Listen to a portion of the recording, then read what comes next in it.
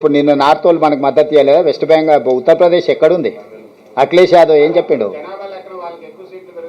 అరే బాస్, ఆ సమయం వచ్చినప్పుడు అప్పుడు మా వ్యూహం మాకుంది, ఎత్తుగడ మాకుంది. ఇప్పుడే ఆ చర్చ ఎందుకు? ఇప్పుడు క్యాన్సర్ రాకముందే మనం ఆత్మహత్య చేసుకుంటే ఎట్లా? క్యాన్సర్ వచ్చినాక ట్రీట్మెంట్ చేసుకోవడానికి ఎన్నో మెడిసిన్స్ ఉన్నాయి. సమస్య వచ్చినప్పుడు దాన్ని చేసుకుందాం.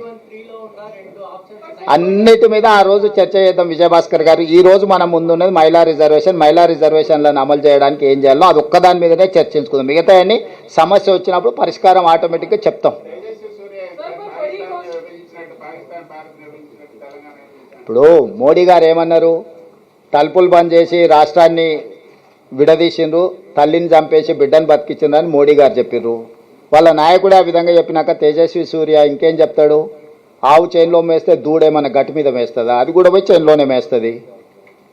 వాళ్ళకి తెలవాల్సింది ఏంటంటే, చట్టసభలలో ఇన్ని రోజుల నుంచి ఉన్నారు. తేజస్వి సూర్య సెకండ్ టైం ఎంపీ అనుకుంటా. ఆయనకు అవగాహన కల్పించండి. మీరు ఏ బిల్లు సభలో ప్రవేశపెట్టినా తలుపులు మూసిన తర్వాతనే ఓటింగ్ జరుగుతుంది. అది ప్రాథమిక సూత్రము. ఓటింగ్ ఆర్డర్ హౌస్ లేనప్పుడు ఓటింగ్ జరగదు. బుర్రున్నవాడు ఎవడైనా హౌస్ని ఆర్డర్లో పెట్టాలి. ఓటింగ్ అడగాల్సినోడు లగడపాటి రాజగోపాల్ లాంటి వాళ్ళు పోడియంలోకి పోతే ఏం జరుగుతుందో గదే జరిగింది. సో అట్లాంటి వాళ్ళు పేపర్ స్ప్రేలు తీసుకొచ్చి కొట్టిన తర్వాత ఓటింగ్ ఎందుకు జరుగుతాయి? ఇంతటి అరాచకం ఎప్పుడైనా చూసిండ్రా? అరాచకానికి తగ్గట్టు రోగానికి తగ్గ మందు ఇస్తారు. ఎప్పుడైనా రోగం ఎట్లుంటే మందు అట్లుంటుంది.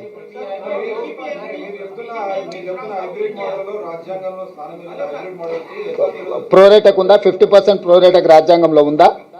మోడీ ఒక మోడల్ చెప్పిండా, మేము ఇంకొక మోడల్ చెప్తున్నాము. చర్చ చేయి నువ్వు. ఇప్పుడు మోడీ మోడల్కి రాజ్యాంగంలో ఏమైనా ప్రొవిజన్ ఉందా? లేదు కదా. 1971 జనాభా ఆధారంగానే చేసారు.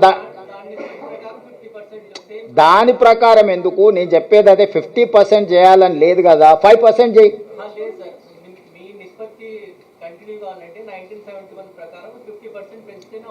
1971 అక్కర్లేదు. ఏ సీట్లు ఇప్పుడు ఉన్న సీట్ల మీద 50% కాదు, ఎట్లా పెంచుకుంటూ పోయినా నీకు నాకు అంతరం పెరుగుతుంది. ఇక దీని మీద వాదనలే అక్కర్లేదు. అది ఓడిపోయింది. దాన్ని చెప్పాల్సింది చెప్పినాం, ప్రజలు ఆమోదించారు, సభలో ఓడిచ్చారు. ఇక చచ్చిపోయిన పాము గురించి, పగిలిపోయిన కుండ గురించి, చచ్చిపోయిన బర్రె గురించి చర్చలు అవసరం లేదు. ఇప్పుడు కొత్తగా ఏం చేయాలో దాని మీద చేద్దాం. ఇప్పుడు ముందర ఉన్నది ఓన్లీ మహిళా రిజర్వేషన్. దాన్ని ఎట్లా చేద్దామో ఆలోచన చేసి ముందుకు వెళ్ళండి. ధన్యవాదాలు.